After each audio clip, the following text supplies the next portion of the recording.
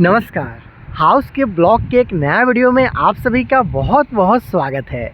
दोस्तों, आज की इस वीडियो में मैं आप लोग को एक छोटा सा बनता हुआ घर के लिए जो छत के ढलाई तक का काम किया गया है, इसके बारे में बताना चाहता हूँ, दिखाना चाहता हूँ कि आखिर इस घर को किस तरीके से बनाया गया, छत के ढलाई तक का किस तरीके से काम किया गया और इसके साथ साथ इस घर को बनाने में कितना रुपये तक का खर्चा लगा, इसके बारे में भी आप लोग को जानकारी आज देने वाला हूँ। तो ज़्यादा लेट ना करते हुए चलिए वीडियो को शुरू करते हुए उससे पहले छोटा सा रिक्वेस्ट है, चैनल को सब्सक्राइब नहीं किए तो चैनल को सब्सक्राइब ज़रूर कर लें। दोस्तों, सबसे पहले इस बनते हुए घर के लिए जो साइज़ है इसके बारे में आप लोग को बताना चाहता हूँ। जो इस घर का बैक साइड है, ये देख पा रहे हो, ये 25 फीट का है। जो साइड व्यू है वो भी 25 फीट का है। अगर 25 और 25 को आप गुना करते हो तो आपका आ जाता है 625 स्क्वायर फीट। मतलब 625 स्क्वायर फीट में बिल्डअप एरिया इस घर के लिए रखा गया है।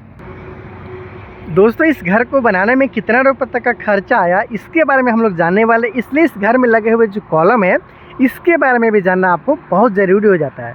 तो यहाँ पे आप देख पा रहे हैं 3 कॉलम इस लाइन में, 3 कॉलम बीच में, फिर 3 कॉलम साइड की तरफ आपको देखने को मिल जाता है। चलिए मैं आपको एक कॉलम को दिखा देता हूँ और लगा हुआ सरिया के बारे में भी बता देता हूँ, क्योंकि प्रत्येक कॉलम का साइज़ सेम रखा गया है। तो 12 mm का 4 सरिया के साथ में यहाँ पे काम किया जा रहा है। 8 mm का रिंग का भी प्रयोग यहाँ पे किया जा रहा है। हालांकि कॉलम का जो कास्टिंग किया गया उसमें थोड़ा सा सावधानी यहाँ पे बरतना चाहिए था। बहुत सारा हनीकॉम्ब यहाँ पे आया हुआ है, इसलिए आप यहाँ पे देख पा रहे हो। तो ये क्यों आता है इसके बारे में थोड़ा सा समझ लीजिए।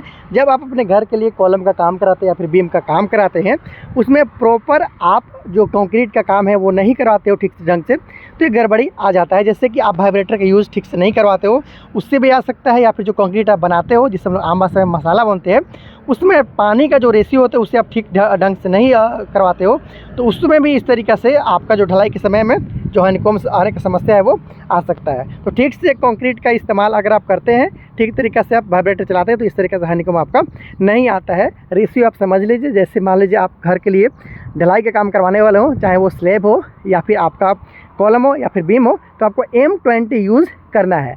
1, 1, 1, 5 और 3, मतलब 1 अगर आप सीमेंट डालते हो तो 1.5 आपको डालना है उसमें बालू, उसके साथ 3 आपको डालना है गिट्टी।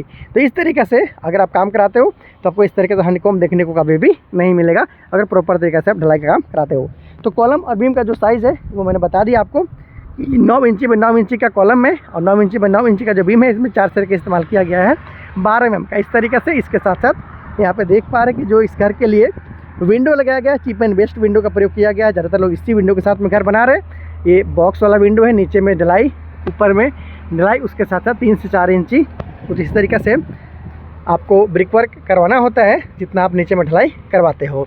तो इस तरीके से ये बॉक्स वाला डिज़ाइन का बना हुआ विंडो है। चीप एंड बेस्ट कॉन्सेप्ट पे यहाँ पे काम किया जा रहा है। एक छोटा सा घर है, एक मिडिल क्लास फैमिली के द्वारा बनाया जा रहा है घर है। और इस घर में आपको अंदर में क्या कुछ मिलेगा चल के मैं दिखा देता हूँ। ये बैक व्यू है और ये साइड व्यू है। चलिए मैं आपको डिफरेंट एंगल से भी दिखाते हुए घर के अंदर लेकर चलता हूँ और दिखाता हूँ कि 9 कॉलम वाला इस घर में क्या कुछ मिलता है और कितना रुपये तक का खर्चा है वो आपको आ सकता है इस तरीके से छोटा सा घर बनाने में। सामने की तरफ भी थोड़ा सा आपको दिखा देता हूँ। एक्स्ट्रा लगभग 3 से 3.5 फीट के आसपास तक का छज्जा यहाँ पे निकाला गया है। ये देखिए कुछ इस तरीके से यहाँ पे छज्जा है, उसका काम किया गया है पट्टी बीम के साथ में। इसके ऊपर में पैरापेट वाल का काम किया जाएगा, उसका बाद इसका लुक और भी बढ़ जाएगा। तो यहाँ पे लगभग 3.5 फीट बाई 7 फीट के आसपास तक का मेन एंट्रेंस है इस घर के लिए। इधर मिलता है किचन, इधर मिलता है आपको हॉल, और 11.5 फीट बाई 11.5 फीट के आसपास तक का साइज़ का आपको अंदर में 2 रूम में मिलता है। देखिए मैंने स्टार्टिंग में बताया कि मिडिल क्लास फैमिली के द्वारा लो बजट का बनता हुआ घर है। ये आपका हो गया इस तरीके से। आप इसे हॉल बोलो, डाइनिंग एरिया बोल लो, और कुछ भी बोल सकते हो। उसके साथ उधर इस घर के लिए बनाया गया किचन। यहाँ पे 11.5 फीट बाई 11.5 फीट का पहला रूम, 11.5 फीट बाई 11.5 फीट का ये दूसरा रूम है। 2 रूम के साथ में किचन और उसके साथ साथ यहाँ पे ये हॉल आप देख पा रहे हो। डिफरेंट एंगल से थोड़ा सा दिखाने का कोशिश करता हूँ। ये देख सकते हो कुछ इस तरीके से यहाँ पे काम किया जा रहा है। मेन एंट्रेंस यहाँ पे हॉल हो गया, उधर किचन, और 2 रूम के साथ में काम यहाँ पे किया जा रहा है। रूम में देखिए बिल्कुल सिंपल वे में ही बनाया गया है। सिंगल विंडो, इस रूम में भी आपको सिंगल विंडो के साथ में छज्जा देखने को मिल जाता है। तो 2 रूम वाला बनता हुआ ये घर है। सिर्फ 625 स्क्वायर फीट में इसे बनाया जा रहा है। और कॉलम और बीम के बारे में मैंने आपको बताया।